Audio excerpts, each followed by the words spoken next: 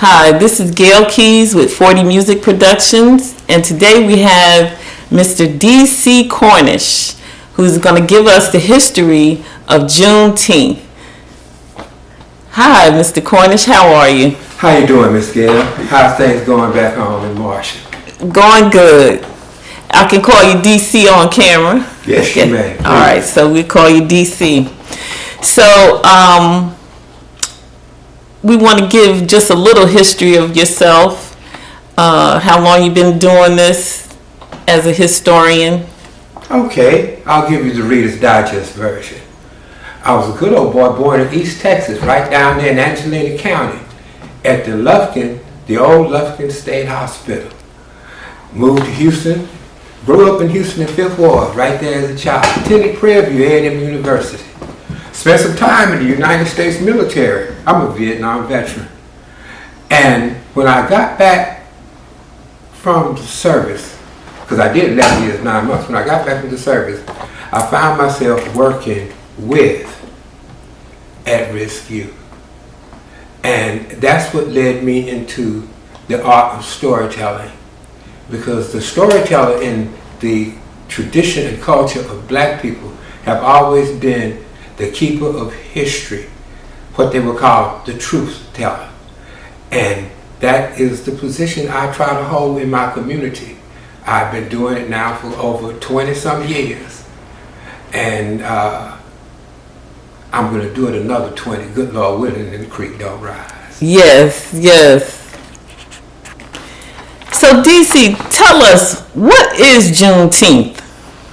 Juneteenth is well, for those of us that were born in Texas, it's Emancipation Day, it's Freedom Day, it's everything that we wanted the 4th of July to be. But it wasn't for us until Juneteenth. Juneteenth is the day that Granger arrived in Galveston, and he gave us a promise in General Order 3 of absolute equality. Thank you. So, what is the connection between the Emancipation Proclamation and Juneteenth? The connection between the Emancipation and the Proclamation and Juneteenth is the Emancipation Proclamation was actually given by Lincoln. And when Lincoln gave, the first time he gave it was September 22nd, 1862, to go in effect January 1st, 1863. Now, everyone likes to talk about the connection and the disconnect. The disconnect was the 2 years that elapsed between the Emancipation Proclamation and Juneteenth, June 19th. That 2-year period of time was fought with turmoil because the Civil War was still going on. Matter of fact, major battles like Yorktown and Gettysburg had not yet happened.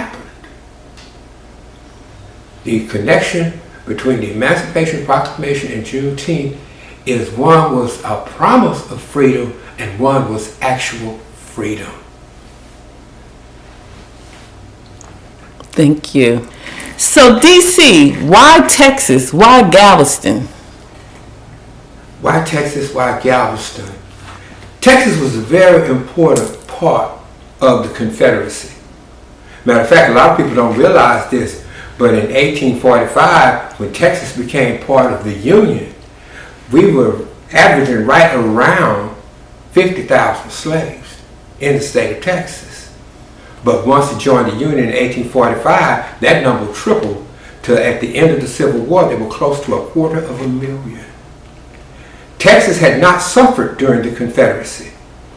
The other states that were part of what was called the Trans-Mississippi East and the Trans-Mississippi West, we'll come to that later. Texas had economic system and not global, but structure was almost still intact. Also, Texas was, with the loss of New Orleans, the port in New Orleans, Texas was the next deep water port that the Confederacy could use to run the blockade that was put in place, not just by the Unions, but by Mexico as well. The Mexican blockade was in response to the actions of the French in Maximilian. Texas was a very important spot because of the resources, its location, and its structure. What about Marshall, Texas, and Dallas, and the ports? Oh, well, of all of them, the only one of any merit is Marshall. Okay, so we'll Now, get I'll to tell that. you why. In chronological context, you look back, Marshall, Texas was the 5th largest city in the state of Texas during the 1860s. So, DeCee, what were some of the events that were factors in the Juneteenth landing? Well, one of the main factors in the Juneteenth landing was, believe it or not, going back to Marshall, Texas. There would have been no Juneteenth without June 17th in Marshall, Texas. One of the things that happened, if you look at the Trans-Mississippi West and the Trans-Mississippi East, there were one of the cities in the Trans-Mississippi East, like Virginia, there were 475 battles fought in Virginia. In Texas, there were 14. Texas was undefeated. The structure was still intact. Now, one of the things and one of the factors in that was that there were four states that had seceded from the Union, but their governments had been overthrown during the Civil War. Those 4 states moved their government from their states to Marshall, Texas. Wow. Marshall, Texas was intended to be the second home and heart of the Confederacy. Let that marinate. Marshall, Texas. Now, one of the governors that was hiding out in Marshall was from Missouri and Kentucky and other places, but one of them was a governor by the name of Murrah. Murrah was the governor of the state of Texas. Those 5 guys had already come to Texas. The Trans-Mississippi West was under the control of a general by the name of Kirby Smith. And when I get a chance, I'm going to read to you a letter that Kirby Smith wrote. So tell us more about Kirby. Kirby was an excellent officer. And like I said before, he was a brilliant man. Because in 1862, Kirby was already looking at the situation and what was going on.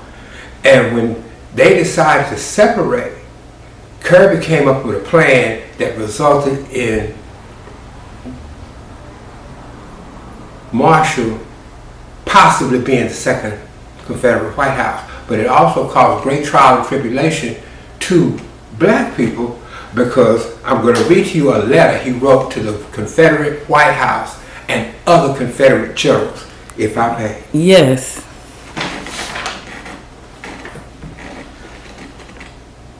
He wrote this in Shreveport, Louisiana, September 4th, 1863. General, the policy of our enemy in arming and organizing Negro regiments is being pushed to formidable proportions. Our plantations are made his recruiting stations, and unless some check can be devised, a strong and powerful force will be formed which will receive large auditions as he advances on our territory. More than 1,000 recruits, in some cases organized on the plantation and forced into ranks, were made in the recent raid on Monroe, Louisiana. When we fall back with as little as possible, should be left for the enemy. Able-bodied male Negroes and transportation should be carried back in advance of our troops. That's right. Think about what he said. I always save it for last because it's the most telling thing about how he really felt about us as black people. Because he says, and I quote, "Every sound black male left for the enemy becomes a soldier whom we will have to fight afterwards. This is a difficult subject and must be handled cautiously, but I believe it will be wisdom to carry out our above policy to the extent of our ability." Basically, he was saying, the most dangerous thing we got is them black people. I know it. And he said this 2 years. 2 years. Now as those states began to fall during the Civil War, they actually did exactly what he said. That's how come the slave population in Marshall tripled the last 2 years of the Civil War, because as they fled the South, they brought their slaves with them as well, under arms. And that's one of the things that makes Marshall so important. And Kirby, a treacherous but brilliant man. So tell us about Appomattox.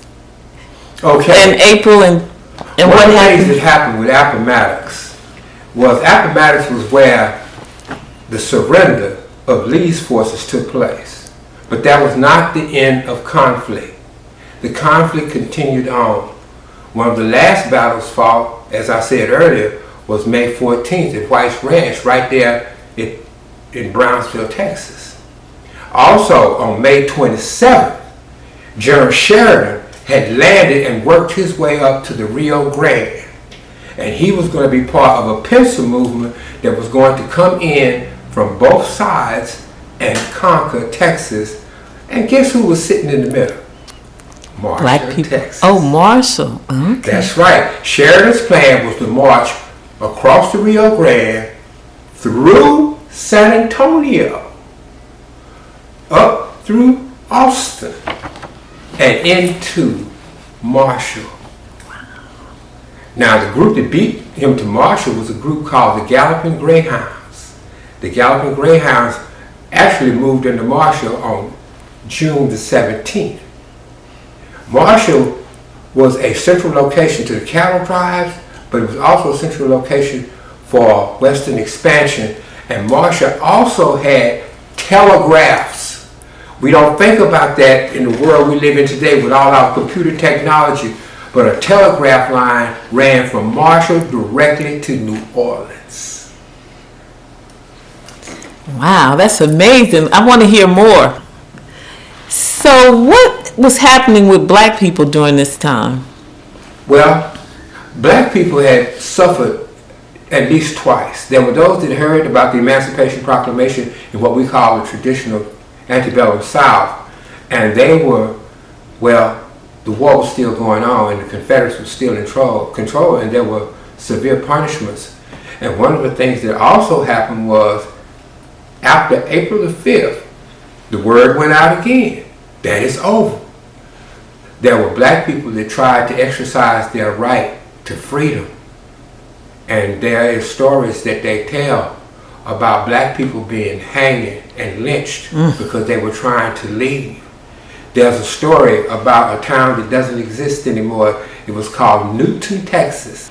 So DeCee, tell me about the Galveston landing. Well, the Galveston landing was very important because they wouldn't have landed in Galveston if it hadn't been for Merritt. Merritt was the one that marched those soldiers into Marshall, Texas. Was a general by the name of Merritt. Now that happened before. Now while this was going on, Smith had actually left and was going down to Mexico, where he was going to trade to the French, because the French were one of the few that supported the Confederacy. The other countries around the world claimed neutrality, but the French was all in.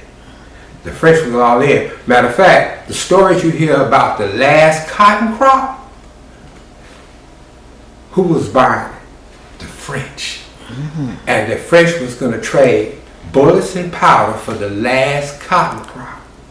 Wow, that's amazing. Yes. So now all this was going to take place in Galveston.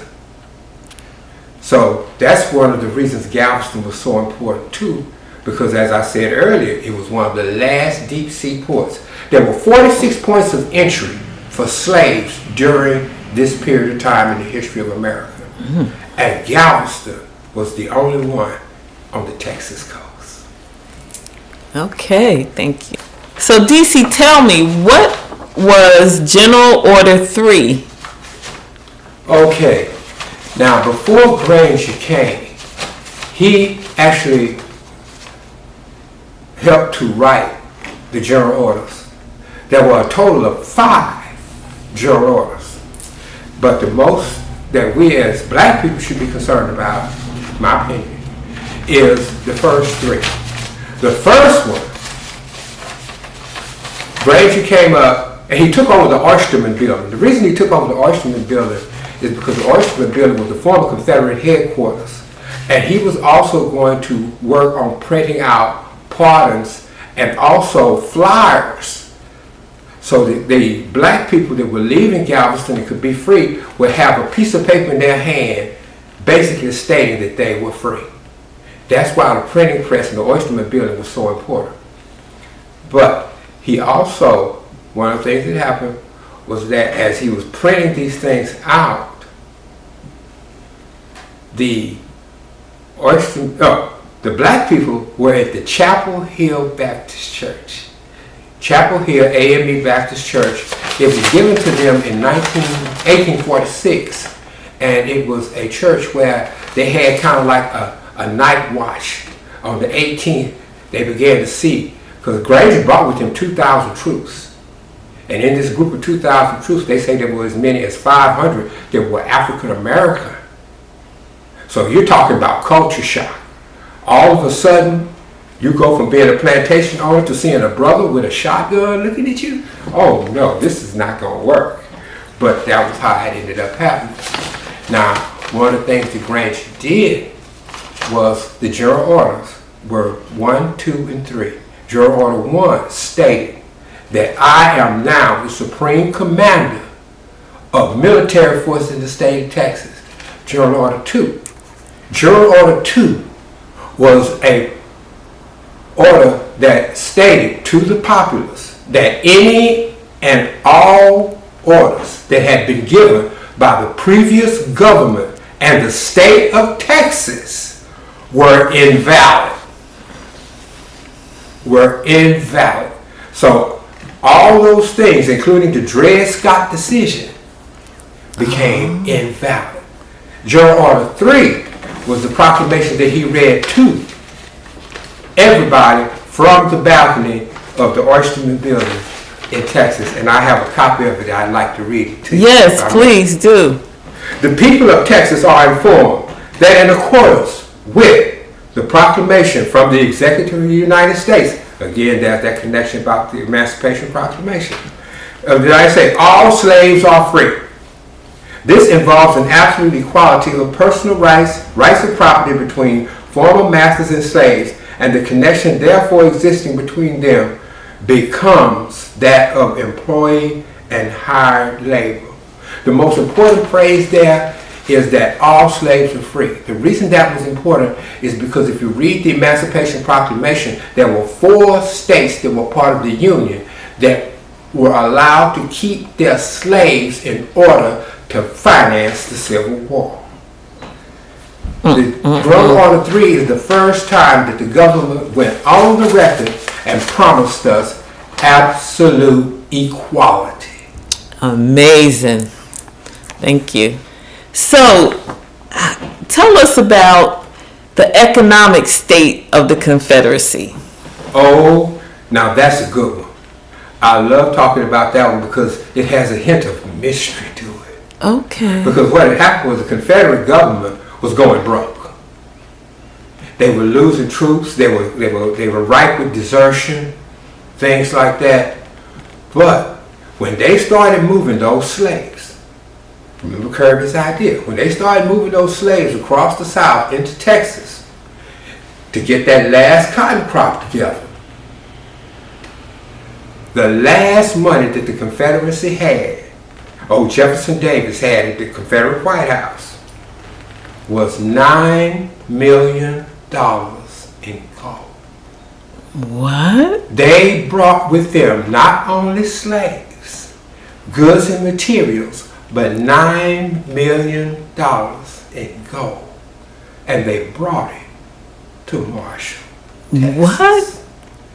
That's right. That's right. Now, I'll be honest with you, I do a lot of research and I do a lot of study, but I can't find the money. Who got the gold? Because Smith didn't get it. Kirby Smith didn't get it. Didn't they use it to finance the war? They were going to use that money to restart the Civil War. Oh, restart. Remember, they were so somebody got that money. Yeah, and they needed that money. But what ended up happening was when Kirby Smith started heading toward Houston, he found out that Granger had landed with them 2,000 troops. So what Kirby Smith did, he never came back to Marshall. He made a beeline into Mexico. Oh. So, and that's also when the governor, Murrah, slipped out and went to Washington, D.C. So, DeCee, what were the 4 Confederate state governors who were exiled in 1865? Well, the 4 states that were in exile in 1865 were Louisiana, Tennessee, Missouri, and Texas. There were actually 2 alternate locations that were the second Confederate White House. One of them was going to be Shreveport, Louisiana, but Shreveport, Louisiana was compromised, and that's how everything ended up being funneled to Marshall, Texas. Oh. Very good. The governor that betrayed Kirby and the rest of the Confederate generals of the Trans-Mississippi West was named Murrah. Murrah was the exiled governor of the state of Texas.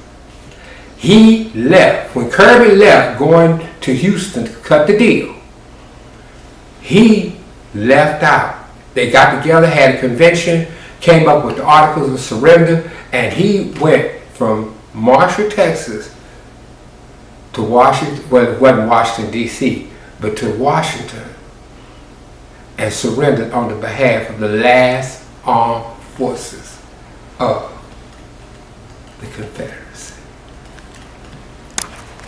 So, DeCee, why did Murray betray Kirby?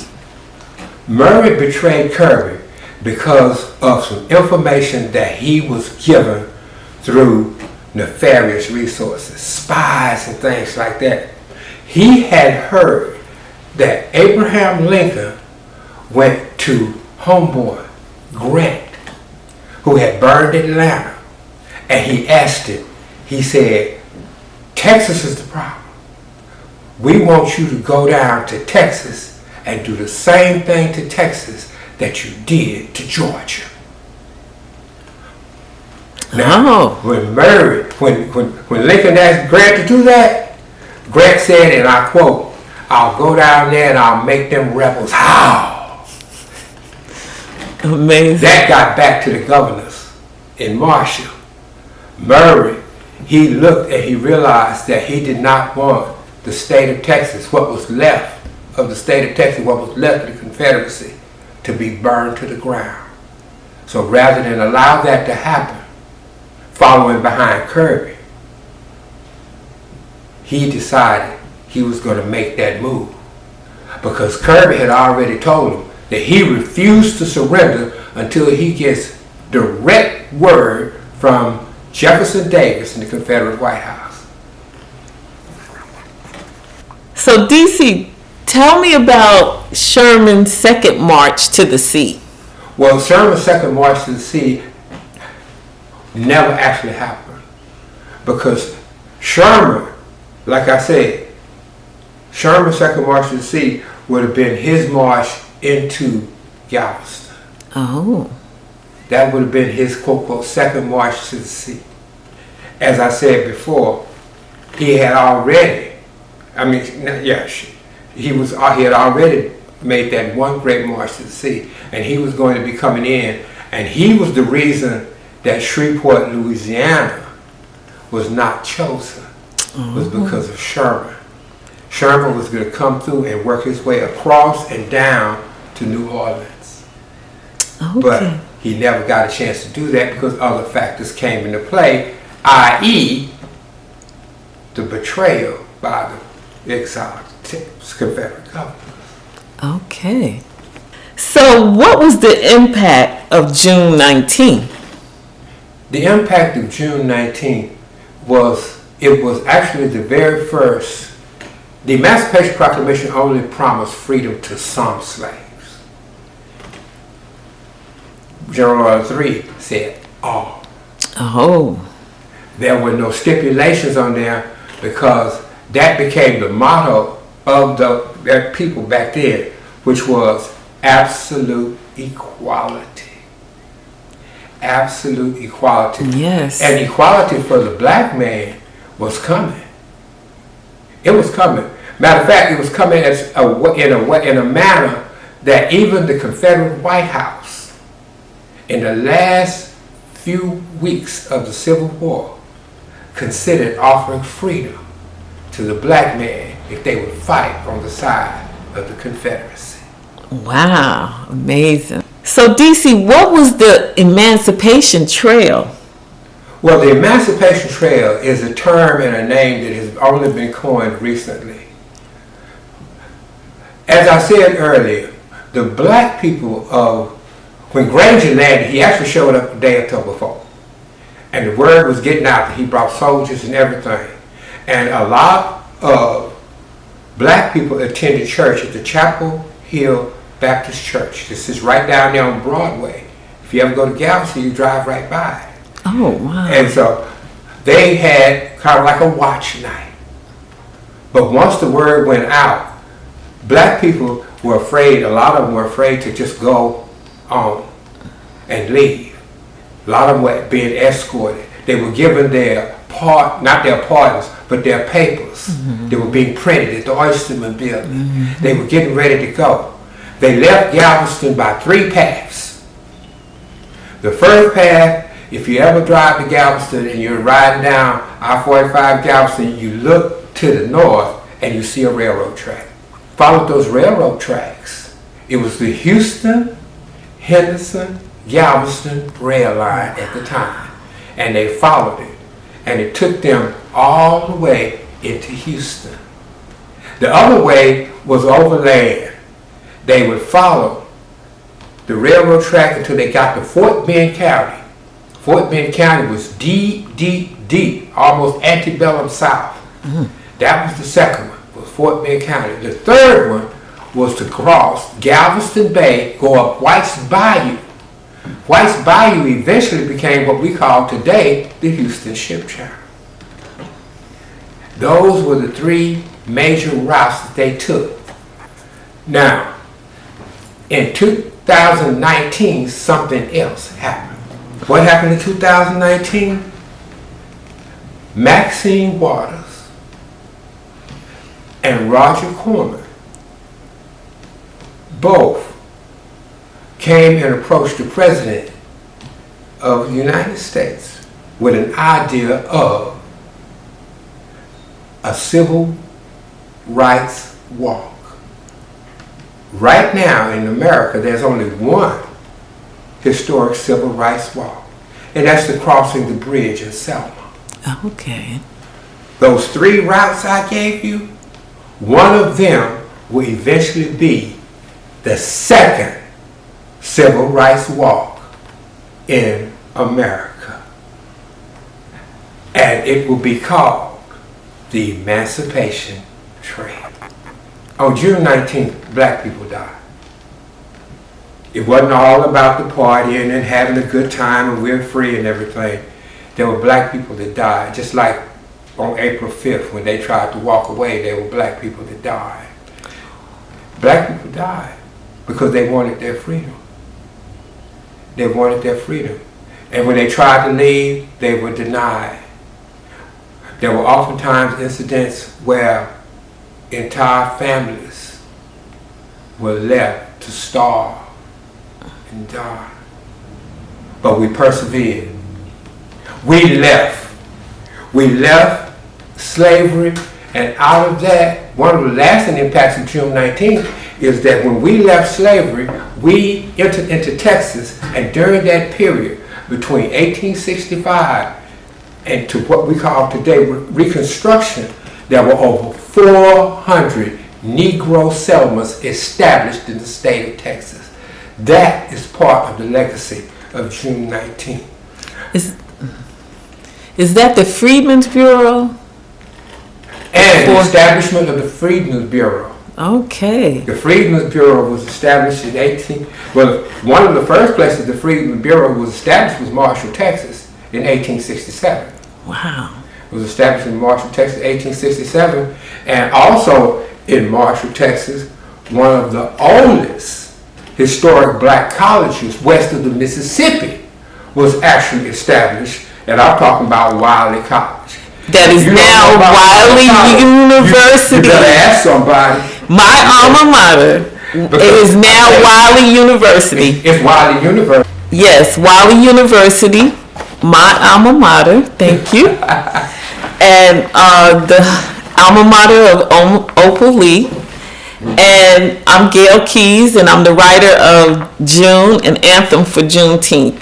And so we are very happy that Mr. DeCee Cornish joined us today to tell us the true history of Juneteenth and Marshall, Texas, and really the South in America, but definitely as it pertains to Marshall, Texas and East Texas in this area. And so we really thank you, DeCee, for doing this for us. Well, the one thing I want to say is no great accomplishments come without sacrifice. Mm-hmm. We as black people have sacrificed from day one. We have earned, truly earned, absolute equality. Yes, we have. Thank you.